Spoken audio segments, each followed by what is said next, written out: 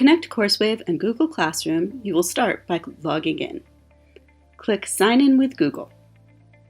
In your dashboard, select the Settings button.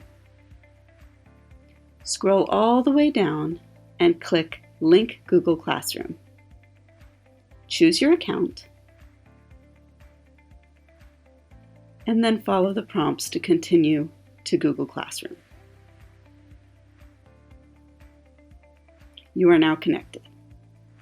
Return to your dashboard by clicking the CourseWave logo at the top of your screen. Click on the resource you would like to assign, and then assign using the green button in the Google Classroom column. This will create a draft assignment in Google Classroom.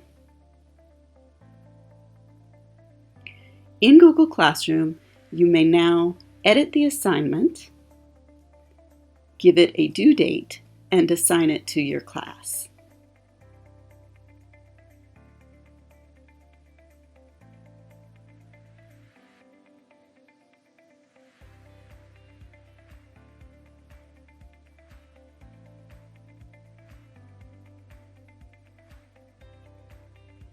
Your students, when they log into Google Classroom, will see the new assignment. When they select the assignment, they will be told to continue to CourseWave to complete it.